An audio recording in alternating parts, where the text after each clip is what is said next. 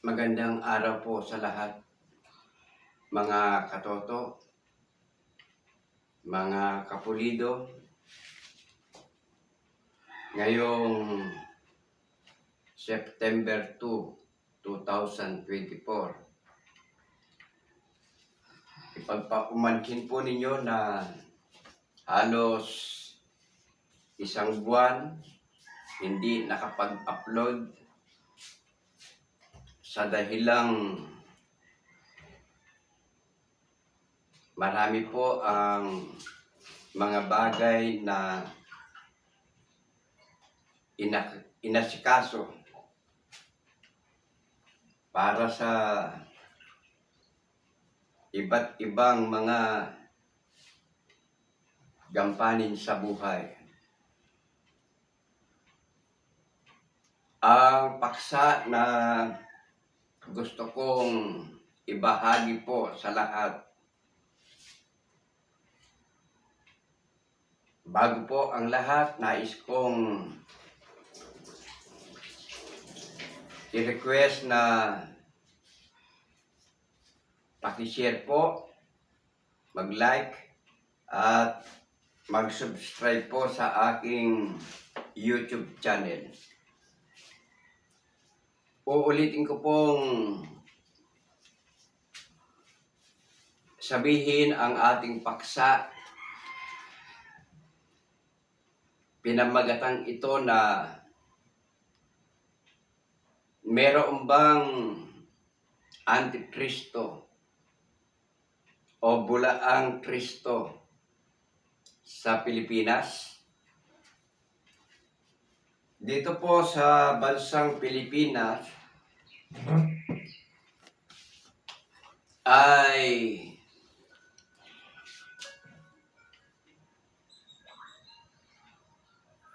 isa ito sa problema nang dahil sa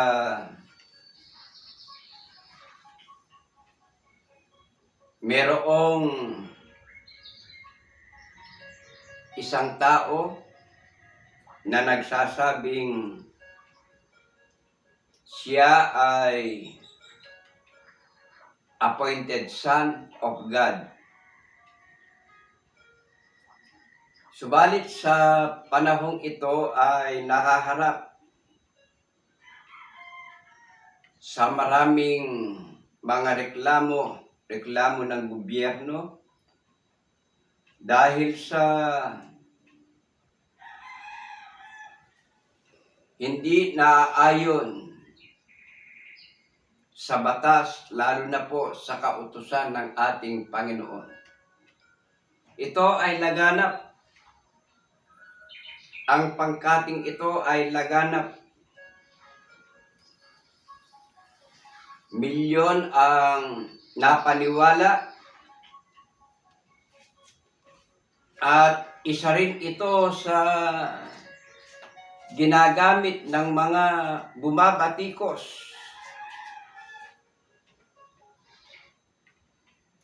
sa gobyerno para ang sambayanang Pilipino ay magalit, mag-alsa, lumaban sa gobyerno. Subalit mga giliw po namin katoto, mga kapulido, mga kababayan, huwag po tayong patatangay sa mga ganitong uri ng mga tao, sapagkat ito ay hindi naaayon sa kalooban ng ating Panginoong Diyos. Kaya unang-una na ating alamin, pasado po ba sa hinihinging qualification tungkol sa mga nagiging obispo sa iglesia o sa gawain ng Panginoon? Pakinggan po natin ang pahayag sa unang Timoteo 3, 1 hanggang 3 muna tayo. Tapat ang pasabi, kung ang sino man ay magsikap na maging obispo, ay mabuting gawa ang ninanasa. Dapat nga na ang obispo ay walang kapintasan, asawa ng isa lamang babae, mapagpigil, mahinahon ang pag-iisip, mahusay, mapagpatuloy, sapat na makapagturo, hindi magulo, hindi palaaway, kundi malumanay, hindi makipagtalo, hindi maibigin sa salapi. Ano po ang qualification ng isang nagnanasang maging obispo o leader sa iglesia? Kailangan anya na ang obispo ay mahusay, mapagpatuloy, hindi magulo, hindi palaaway. Itong nasa ating bansa na nagpapakilalang di umano'y appointed son, magulo ito eh. Anong katunayan? Marami siyang kaso. Hindi lamang po dito sa ating bansa, maging sa Amerika. Kaya pinaghahanap siya ngayon at ang panawagan ng ating Panginoon, dapat magising po ang mga sambayanang Pilipino, huwag paaakay, huwag padadala, huwag tayong magpagamit para manghikayat ng mga tao sa paggawa ng kasamaan. Ano ang ipinagpauna ng Panginoon? Bakit hindi tayo dapat paakit o paakay para sa paglabag sa kalooban ng Panginoon, sa paglabag sa gobyerno, pag-alsa, paglaban sa pamahalaan, paglabag sa batas? Pakinggan po natin ang pahayag sa Mateo 24, 4 hanggang 5. Mateo 24, 4 hanggang 5. At sumagot si Jesus at sinabi sa kanila, "Mangag-ingat kayo na huwag kayong mailigaw ninuman." Ang pahayag po ng Panginoon, mangag-ingat tayo na huwag tayong mailigaw ninuman. Bakit? 5. Sapagkat marami ang magsisiparito sa aking pangalan, mangagsasabi, "Ako ang Kristo," at ililigaw ang marami. Ano ang dahilan bakit tayo dapat mag-ingat?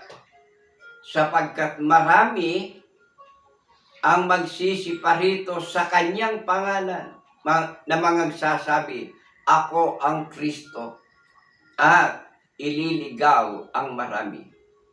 Kaya sabi ko po kanina, hindi kakaunti ang nadaya, ang naligaw nito. Marami, milyon, naging popular. Bakit? Ang sabi niya, siya ang appointed son.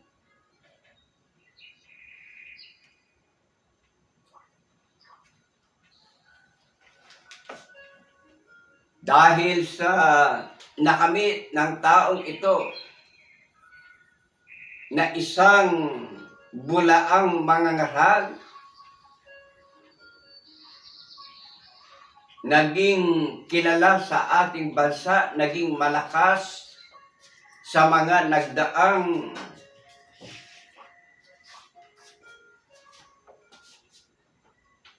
na lumuklok sa pamahalaan, ginagamit ang kanyang impluensya para manghikayat sa maraming Pilipino. Kaya pahayag ng Panginoon, mag-ingat tayo na huwag tayong mailigaw ni numan.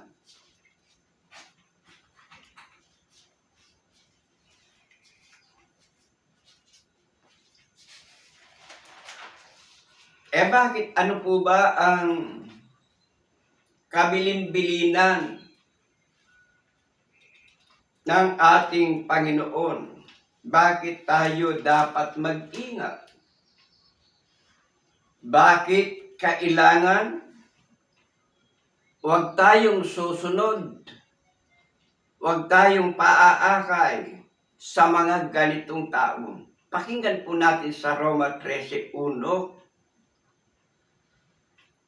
Ang bawat kaluluwa ay pasako sa mataas na kapangyarihan, sapagkat walang kapangyarihan na hindi mula sa Diyos. At ang mga kapangyarihang yaoy hinirang ng Diyos. Magpasakop po tayo. Susunod tayo sa batas, sa gobyerno. Bakit? Sapagkat walang kapangyarihan na hindi mula sa Diyos. Ano ang sama kung palaban tayo sa batas? 2. Kaya nga't ang sumasalangsang sa kapangyarihan ay sa utos ng Diyos sumasalangsang. At ang nagsisalangsang ay magsisitanggap ng kahatulan sa kanilang sarili. Ang sumasalangsang sa kapangyarihan o sa gobyerno, sa kautusan ng Panginoon, sumasalangsang. Ano ang mangyayari sa mga sumasalangsang sa kapangyarihan o sa gobyerno na ang katumbas ay paglabag sa utos ng Panginoon? Magsisitanggap anya ng kahatulan sa kanilang sarili. Ito na nga po ang nangyayari. Nagkaroon ng maraming kaso, hindi lang dito sa ating bansa.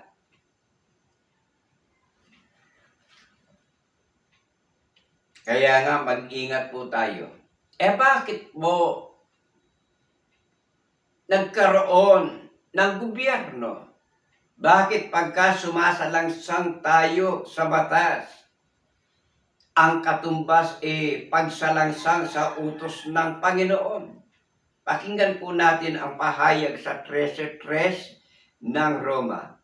Sapagkat ang mga pinuno ay hindi kilabot sa gawang mabuti, kundi sa masama.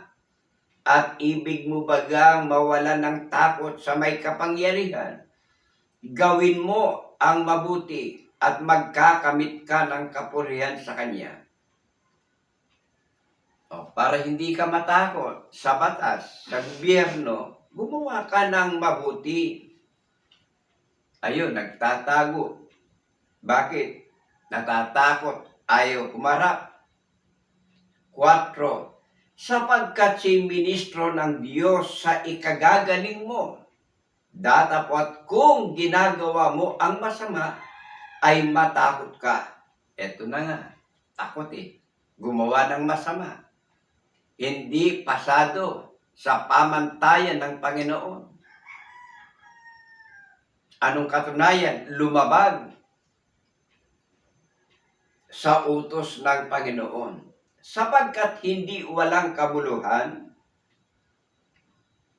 ang pagdadala niya ng taba sapagkat siya'y ministro ng Diyos, tagapag-iganti sa ikagagalit sa gumagawa ng masama. Ikagaganti sa mga taong gumagawa ng masama. Kaya nga, sa gobyerno, merong korte para ipaghiganti ang mga taong naaagrabyado. Kaya sa atin, bilang mga lingkod ng Panginoon, bilang nais nating maging karapat-dapat, lalo na po ngayon, nalalapit ang ikalawang pagparito ng Panginoon. Huwag po tayong gagawa ng labag sa kalooban ng Panginoon, kundi magpasakop tayo sa utos ng Panginoon. Magpasakop tayo sa gobyerno. Gumawa tayo ng mabuti. Huwag tayong manghikayat ng mga tao para lumaban sa gobyerno, sapagkat ang gobyerno, yan ay kasangkapan ng Panginoon sa ikagagaling ng tao para magpatupad ng batas, para maghiganti sa mga taong gumagawa ng masama. Kaya nais ba nating maging payapa? Sumunod tayo. Pagka sumunod tayo, ikinalulugod ng pamahalaan, lalo na ng ating Panginoon.